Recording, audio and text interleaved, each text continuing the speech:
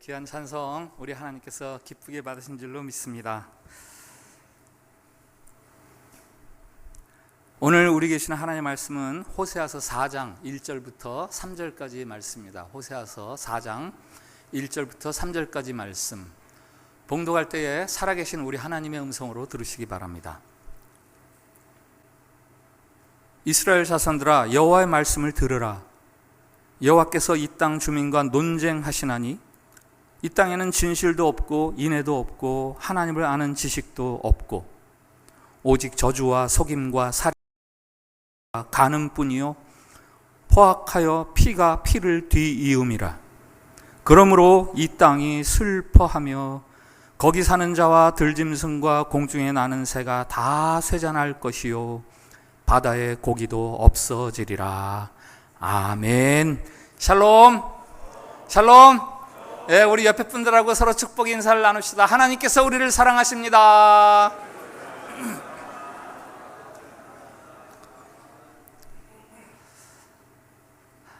어딘가에서 악취가 나면 이유가 있는 거죠.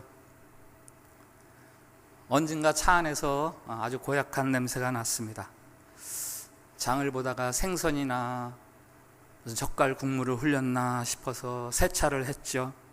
그런데도 냄새가 통 가시지를 않습니다. 썩는 냄새가 진동을 합니다. 차를 안팎으로 다 닦았는데도 냄새가 사라지지를 않습니다. 할 수 없이 차에 커피를 뿌렸습니다. 커피의 구수한 냄새가 악취를 압도하겠지. 그 다음날 더 심각한 일이 발생했습니다. 커피 향과 악취가 뒤섞여서 이건 뭐라고 말할 수 없는 아주 역겨운 냄새가 나는데요. 그래도 한 가지 다행스러운 게 있었죠. 차에 처음 탈 때만 냄새가 났지 차에서 한 5분 이렇게 지나면 냄새가 안 나요. 그래서 그냥 그렇게 차를 타고 다녔습니다. 악취는 차에서만 나는 게 아니죠. 삶에서도 악취가 있습니다. 썩는 냄새. 그 악취가 우리를 괴롭힙니다마는 거기에 익숙해지면 더 이상 그게 괴롭지가 않아요. 그냥 그렇게 살면 되는 거구나, 이렇게 여기게 되는 거죠. 성경은 말합니다. 하나님께서 이 세상을 지으실 때에 보시기에 너무너무 좋았더라. 하나님이 지으신 이 세상은 너무 보기에 좋은 세상이더라. 그런데 우리가 살고 있는 현실은 정작 그렇지 않습니다. 고통스럽고 불안하고 갈등이 있고 악취가 풍깁니다. 코를 틀어막고 인상을 쓰다가 모르겠다, 만신창이가 된 그대로 그저 살아가려고 합니다. 오늘 본문 3절 말씀을 한번 같이 읽어볼까요? 3절 같이 읽습니다. 시작. 그러므로 이 땅이 슬퍼하며 거기 사는 자와 들짐승과 공중에 나는 새가 다 쇠잔할 것이요 바다의 고기도 없어지리라. 아멘. 땅이 슬퍼하고 사람과 들짐승과 새가 다 사라져가고 바다의 물고기도 다 쇠해지리라. 하나님이 보시기에 좋았던 이 세상이 왜 이렇게 된다는 겁니까? 왜 이런 일들이 일어납니까? 오늘 3절의 첫 단어 그러므로, 영어 성경은요 because of this, 이것들 때문에, 이런 이유로. 3절 바로 앞에 1절 2절이 저렇게 세상이 되어가는 이유라고 말씀하십니다. 이스라엘이 살고 있는 땅 가나안은 젖과 꿀이 흐르는 땅이라는 별명을 가지고 있습니다. 그러나 여로보암 2세 때 전성기가 끝나면서 30년 사이에 왕이 6번이나 뒤바뀌는 대혼란과 쇠퇴를 경험합니다. 그 이유는 1절 2절이 이유예요. 1절 2절을 한번 같이 읽어볼까요? 같이 읽습니다. 시작. 이스라엘 자손들아, 여호와의 말씀을 들으라. 여호와께서 이 땅 주민과 논쟁하시나니 이 땅에는 진실도 없고 인애도 없고 하나님을 아는 지식도 없고 오직 저주와 속임과 살인과 도둑질과 간음뿐이요 포악하여 피가 피를 뒤이음이라. 아멘. 2절에 오직 저주와 살인, 사람과 사람 사이에 서로 축복하고 격려하는 게 없습니다. 다만 서로를 저주합니다. 다른 사람이 안 되고 실패하기를 바랍니다. 아니, 다른 사람을 흠집을 내고 끌어내리고 짓밟고 심지어는 죽이려고 듭니다. 속임, 거짓말, 사기꾼, 사실이 아닌 것을 사실처럼 과장하거나 조작해내고 진실을 감춥니다. 물론 자기의 이익을 얻거나 자기의 위험을 모면하기 위해서 그렇게 하는 거죠. 도둑질과 간음, 저것은 남의 것을 내 것으로 취하는 것을 말하는 거죠. 정당한 가격이나 대가, 수고나 노력을 지불하지 않고 몰래 훔칩니다. 다른 사람이 땀 흘려 수고해서 맺어놓은 결실을 내 것으로 만들고는 심지어는 그거를 즐거워하고 자랑합니다. 포악하여 용서나 너그러움이 없습니다. 화를 내고 분노하고 소리를 지르고 이를 갈다가 주먹을 휘두르고 칼을 뽑고 총을 쏘고, 그래서 피를 뒤있습니다.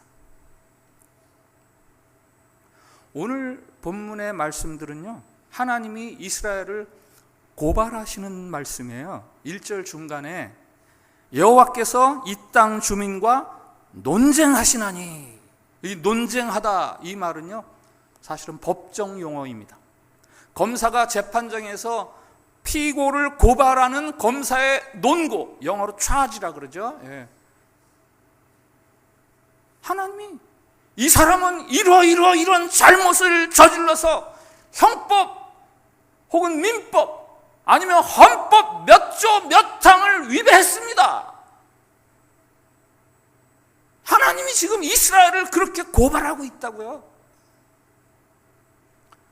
호세아가 그러죠. 이스라엘 자손들아, 여호와의 말씀을 들어라. 비고석에 있는 아무개 잘 들으시오 하면서 공소장을 읽는 거예요. 그래서 오늘 설교 제목 들으라입니다. 하나님의 공소 내용의 첫 구절이 뭐죠? 이 땅에는 진실도 없고 인애도 없고 하나님을 아는 지식도 없다. 진실이 없다. 진실, 이게 에메트라는 단어인데요, 분명한, 확고한, 헬라어라면요 여러분이 잘 아는 아멘이 그거예요. 아멘.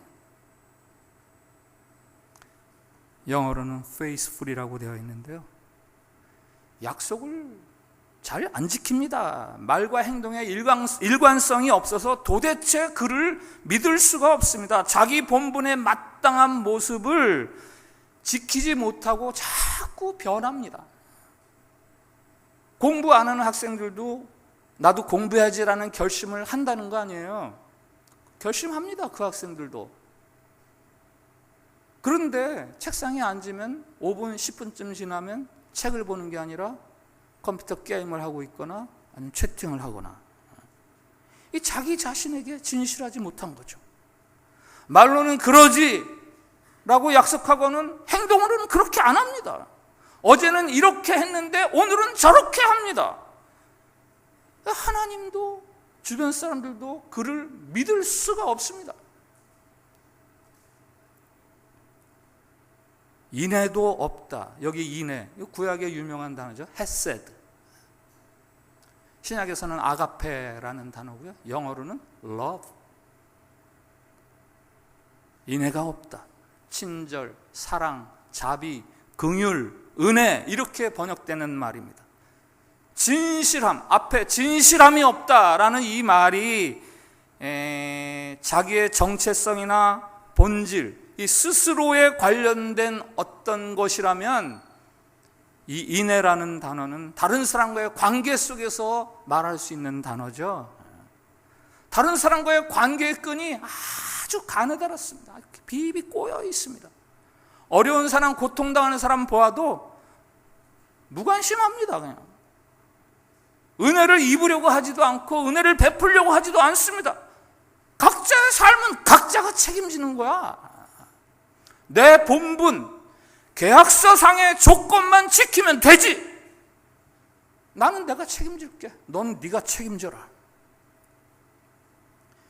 이 셰익스피어의 베니스의 상인 고리대금업자 샤일록이 안토니오에게 돈을 빌려주죠. 조건을 겁니다. 이 돈을 기한분에 못 갚으면 심장에서 가장 가까운 쪽 살을 1파운드 나에게 줘야 된다. 안토니오가 돈을 못 갚죠? 샤일록이 집요하게 계약서를 들이밀면서 계약대로 해야지, 계약대로 해야지. 1파운드의 심장 가까운 살점을 요구함으로 이야기가 정점에 이르죠. 바로 그 순간에 명판결이 나옵니다. 샤일록은 안토니오의 살점 1파운드를 떼어서 가져가라. 그러나 피를 흘려서는 안 된다. 피는 계약서에 없으니까. 종교적인 규범이나 계약 조건에 의해서 살아가는 삶에 대한 고발이에요. 하나님에게든 타인에게든 사랑이 빠져있는 삶에 대한 고발입니다.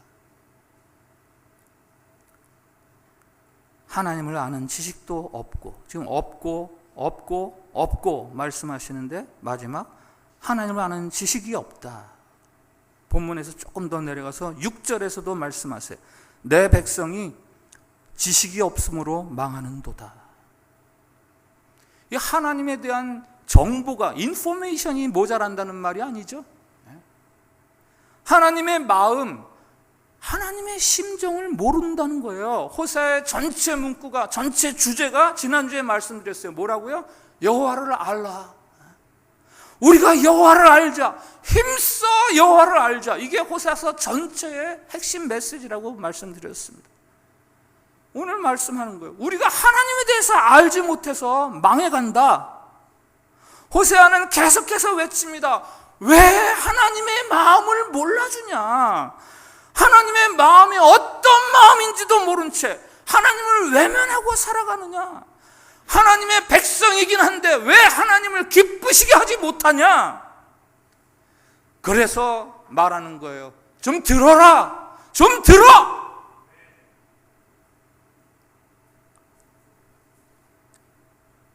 하나님이 두 가지 관점에서 이스라엘을 고발하는 거죠. 하나는 있어야 하는데 없어요. 있어야 되는데 없어요. 뭐예요?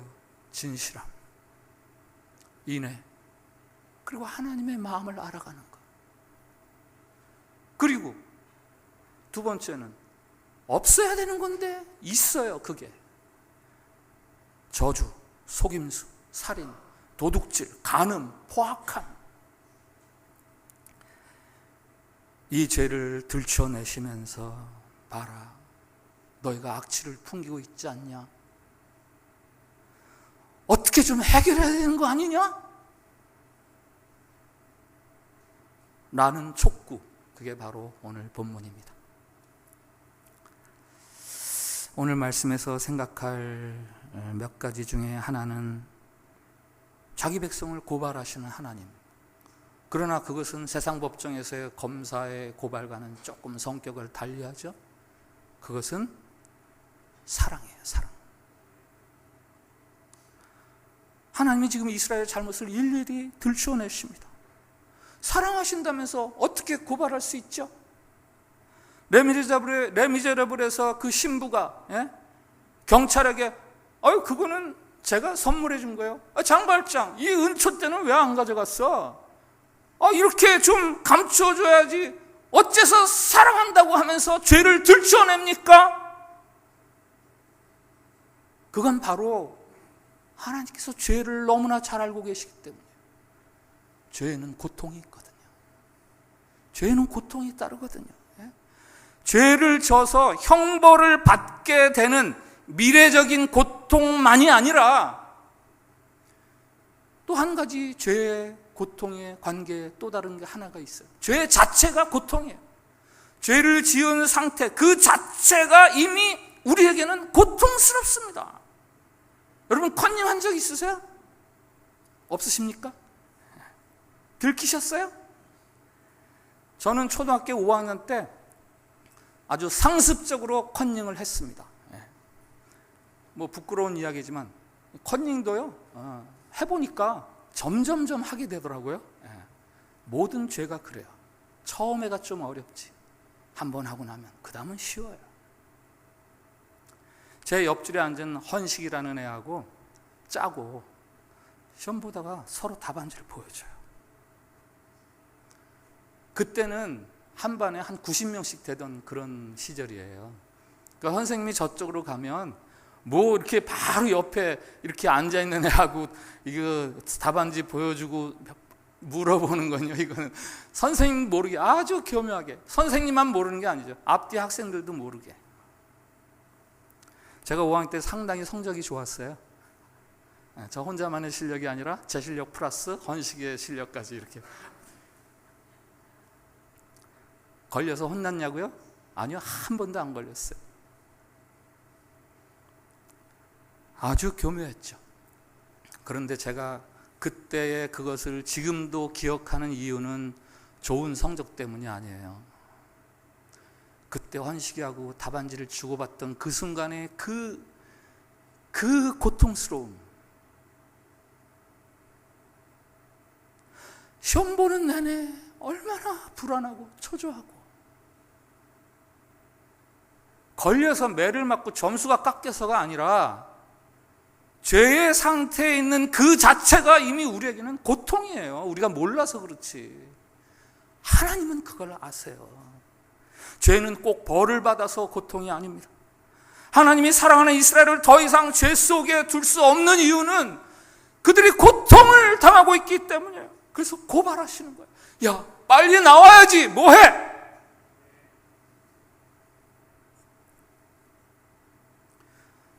한번 범죄했는데 나에게 아무 일도 안 일어났다고 너무 좋아하지 마세요. 한번 범죄했는데 아무 일도 안 일어났다고 안심하지 마세요. 그 자체가 이미 여러분에게는 고통인 거예요. 여러분을 사랑하신 하나님이 그 죄를 고발하고 계십니다. 여러분 자신에게 고발해 주시고, 때로는 주변 사람들에게 그거를 알리시고, 어떤 때는 그것을 금하도록 그것들로부터 여러분들을 아주 격리 보호 조치하지 않습니까? 돈이 많아서 죄를 지면 돈을 가져가시고, 건강해서 짓는 죄라면 건강을 가져가십니다. 너무 편안하고 행복해서 짓는 죄라면 삶을 흔드십니다. 안 갚음이 아니에요. 죄에서 빠져나오라고. 하나님은 우리를 사랑하시기 때문에 우리 죄를 변호하십니다. 그러나 변호만 하시는 게 아니라 고발도 하세요. 하나님은 위대한 변호사이시면서 동시에 위대한 검사입니다. 죄의 심각성을 들춰내면서 알게 하는 것, 그것이야말로 우리를 향한 하나님의 사랑이죠. 특별히 오늘 하나님이 진실과 인애가 없는 우리의 삶을 고발하시는데, 이것은 검사의 큰 목소리가 아니라 사실은요, 애원이에요. 애원. 호소입니다. 당부예요. 진실과 인애는 모두 하나님의 성품이죠. 하나님은 언제나 변함이 없으시고 언제나 사랑이 충만하십니다. 그런데 그 진실하고 사랑이 넘치는 하나님이 진실하지 못하고 사랑도 없는 사람들에게 호소를 하세요. 애거를 하십니다. 우리는 어떻습니까? 우리는 진실하지 못합니다마는, 그러나 혹 진실하다 치고 내가 의롭다 치고 그러면 우리는 그때부터 큰 소리를 치죠. 오만해집니다. 그래도 되는 줄 알아요. 왜? 나는 의인이니까. 우리의 고통과 비극은 진실하고 의롭다는 사람들이 인내하지 못하기 때문에 벌어집니다. 승자가 너그럽지 못하기 때문입니다. 의로우신 하나님의 쩔쩔매심, 그게 바로 십자가죠. 십자가는 내가 영원히 너희들의 하나님이 되겠다라고 약속하신 그 약속을 이루시기 위한 하나님의 작품이에요. 아브라함아, 아브라함아, 내 아들에게서 손을 떼라. 이삭에게 손을 대지 말아라. 아들을 하나님께 드리려는 아브라함을 황급히 말리신 하나님 아버지께서 자신의 아들 예수 그리스도는 십자가에 달려 죽게 그냥 내버려 두십니다. 죽게 하십니다. 이 죄인들을 구원하시기 위해서 세우신 십자가예요. 십자가를 세우고 나서는 어떻게 하세요? 우리를 향해서 애걸애걸하세요. 야, 십자가 앞으로 좀 나와다오. 십자가의 사랑을 좀 받아들여다오. 의로우신 하나님이 쩔쩔매세요. 빌고 계시죠. 이 하나님의 사랑을 알아야 돼요. 작가 박경효 씨의 입이 똥꼬에게 라는 그런 아주 동화 같은 이야기책이 있습니다.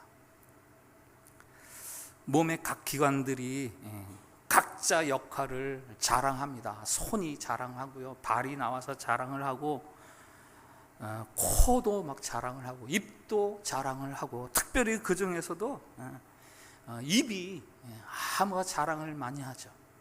그런데 정말 부끄러운 기관, 몸의 신체의 기관이 하나 등장을 합니다. 바로 똥꼬예요.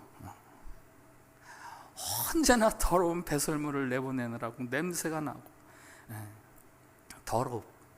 그 기관들이 소외를 시키죠. 특별히 입이 말로 똥꼬를 막 소외시킵니다. 그러던 어느 날 입이 잠을 자다가 꿈을 꿔요.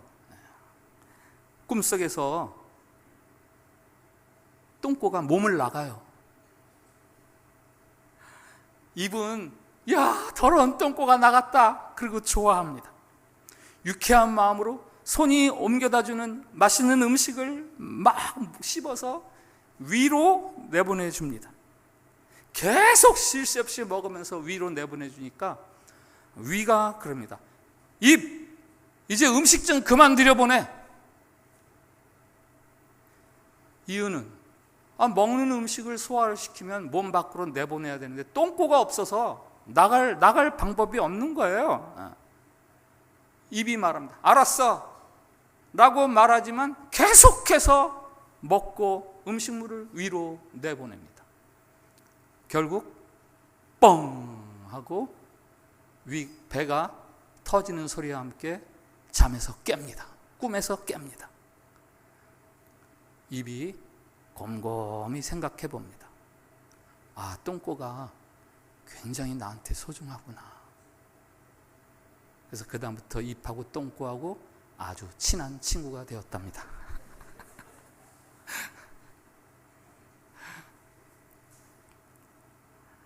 오늘 호세아서를 통해서 말씀하세요. 너에게 하나님을 아는 지식이 없다. 너에게 하나님을 아는 지식이 없다.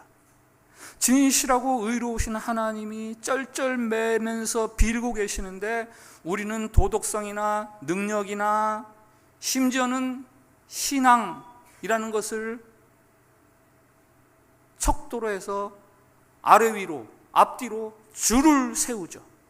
그 줄을 세우고 나면 앞에 있는 사람은, 위에 있는 사람은 뛰어다닐 필요 없어요. 쩔쩔매야 되는 건 저 뒤에 있는 사람들, 저 낮은 데 있는 사람들. 우리는 틀린 사람, 덜 된 사람들이 쩔쩔매야 된다고 생각합니다. 그래서 우리가 옳았다고 생각할 때 조심해야 돼요. 내가 옳다라고 생각할 때 조심해야 됩니다. 옳은 사람이 더 쩔쩔매야 돼요. 유진 피터슨 목사님이 이 호세아서를 소개하면서 메시지라는 책에서 이렇게 썼어요. 사랑 이야기가 홍수를 이루는 세상이다. 하지만 대개는 거짓이다. 실은 사랑 이야기가 아니라 욕정과 섹스, 판타지, 지배욕에 대한 이야기들 뿐이다.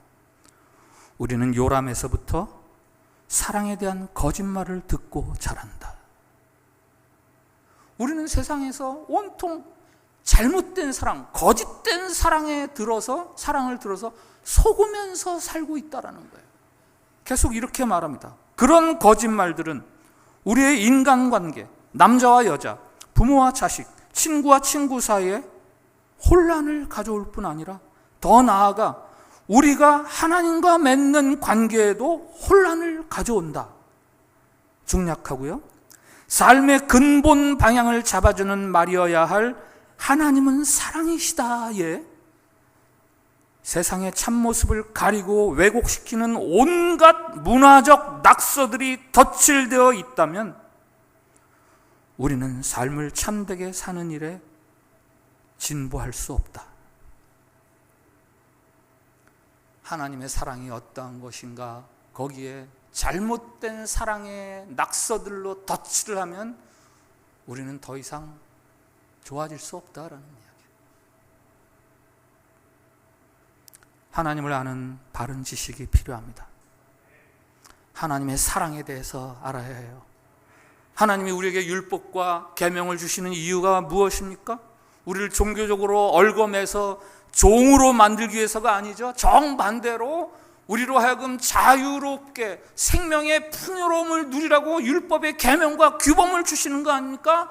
기차를 만들어 놓고 야, 너 다니고 싶은 대로 마음대로 다녀, 자유야. 그러면 그 기차는 전복되거나 다닐 수가 없죠. 그래서 철로를 만들어주고 이 위에서 마음대로 다녀라 라는 거 아닙니까?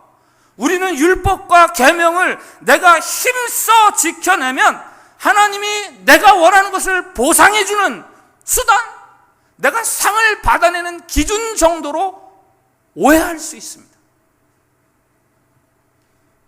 혹은 율법을 지키면 나에게 다가오던 재앙이나 나쁜 것들이 물러간다, 멀어진다, 부적쯤으로 생각할지도 모르겠습니다. 왜? 우리의 생각은 언제나 형통함에 사로잡혀 있으니까, 나의 안전함과 편안함에 사로잡혀 있으니까 율법과 규범도 그렇게 생각해요. 그래서 어금니에 힘을 꽉 주고 율법을 지키죠. 계명을 지키죠. 거기에 우리의 최고의 정성을 쏟고 그리고 나서 하나님에게 따집니다. 하나님, 내가 그렇게 하나님을 잘 순종하는데 이게 뭐예요? 왜 아직도 저는 이 모양입니까? 하나님이 눈이 있으십니까? 지금 보고 계신 거예요?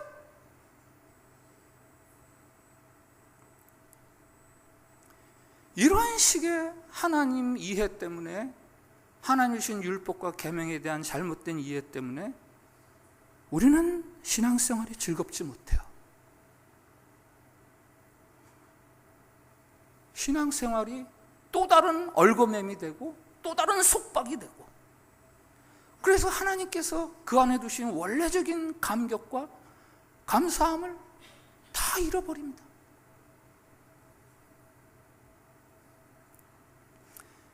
계명과 종교적인 율법을 주시는 하나님의 마음은 저 출애굽기에 십계명을 주실 때 주신 말씀, 거기에 그대로 드러나 있어요. 하나님이 왜 십계명을 주셨는지 아십니까?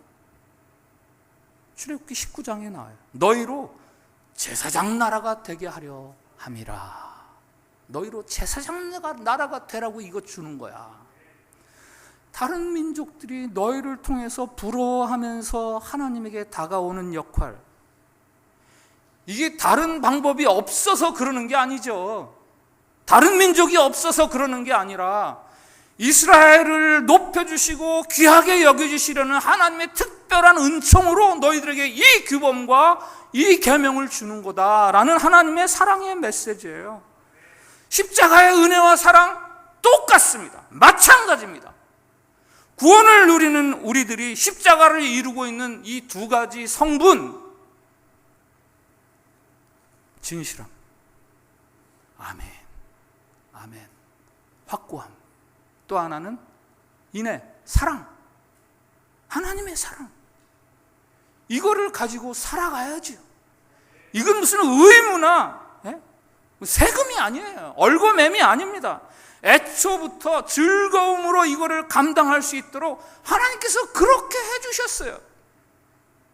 좁은 문으로 들어가라고 하셨으니까 저 좁은 문, 저 가시밭길을 왜 가라고 그러시나. 밖에서 보면 좁아 보여요. 그러나 그 안에 들어가면요, 거기는 감격이 있고 감사가 있고 즐거움이 있고 유쾌함이 있고 기쁨이 있고. 이 밖에서 보는 거하고 안에 들어가서 밟는 거하고 완전히 달라요. 신비스러운 매직 로드, 그게 십자가를 바라보고 살아가는 길이에요. 그렇게 살아갈 때 비로소 다른 사람들이 우리를 보고 저 삶의 방식이 참 신비하네, 참 독특하네 하면서 우리가 붙들고 있는 십자가, 우리가 따르고 있는 십자가를 그들도 가까이 하게 되는 거죠. 그래서 우리가 제사장 노릇을 할 수 있게 되는 겁니다. 한국의 한 시인이 연초에 기도원에 갔다가 그 기도원에 걸려있는 현수막 문구를 전해줬어요. 목회자는 사역자가 아니라 사명자다. 이해가 되세요? 목회자는 사역자가 아니라 사명자다. 목회자뿐이 아니죠. 성도 개개인이, 그리고 그 성도들이 모인 교회, 이것은 무슨 사역하라고 그렇게 하나님이 불러내신 게 아니에요. 활동하라고 하나님이 이렇게 불러내신 게 아니라 사역보다 더 우선적인 것이 있습니다. 사명이에요. 자기 정체성. 내가 누구구나. 사역은 이 정체성에서 자연스럽게 나오는 거고요. 여러분, 우리는 뭔가 하기 위해서 부름받은 사람들이 아니에요. 무엇을 사역하기 이전에 우리를 향한 부르심이 있다면 너희들은 내가 사랑한다, 너희들에게 있어야 할 것이 있다라는 그것. 진실과 사랑에 참된 크리스찬이 되는 것, 그것이 크리스찬으로서 사역하기 훨씬 이전에 있어야 되는 거예요. 교회만 다니지 말고 교회가 되라 라는 책이 있어요. 교회만 다니지 말고 교회가 되라. 같은 이야기 아닙니까? 교회 다니는 게 중요한 게 아니라 내가 교회가 되면, 그러면 삶을 통해서 우리의 교회됨이 나타나는 거예요. 앞서 말씀드렸던 악취가 나는 차의 문제를 어떻게 해결했는지 아세요? 어느 날 드디어 그 냄새의 이유를 알았습니다. 의자 저 다리 밑에서 계란 하나가 썩고 있었어요. 부활절 때 삶은 계란 나눠주시잖아요. 그걸 받았다가 어떻게 다 떨어져가지고 굴러다니다가 어느 한 구석에 딱 보이지 않게 처박혀가지고 거기서 썩기 시작했던 거죠. 그거로 인해서 좁은 자동차 안이 그냥 악취로 가득했고, 그것 빼내니까요, 그 다음부터 아주 상쾌한 자동차가 되었어요. 악취에는 원인이 있는 거예요. 악취에 익숙해지면 악취인지도 모른 채 살아갑니다. 오늘 악취에 빠져 살아가는 이스라엘에게 말씀하세요. 이스라엘 자손들아, 여호와의 말을 들어라. 이스라엘 자손들아, 여호와의 말을 들어라. 이스라엘이라는 그 지나간 한 시대를 향한 하나님의 이 공소, 하나님의 이 고발장은 십자가의 예수 그리스도를 통해서 하나님의 자녀라고 일컬음받는 오늘 우리를 향한 하나님의 공소장일 수 있어요. 십자가의 사람들아, 주님의 말씀을 들어라. 십자가의 사람들아, 주님의 말씀을 들어라. 십자가를 통해서 하나님이 우리를 무엇으로 만들어 가시려는지 제발 좀 깨달아라 하는 호소이고요. 그것은 바로 진실과 인애입니다. 변함없음과 사랑함.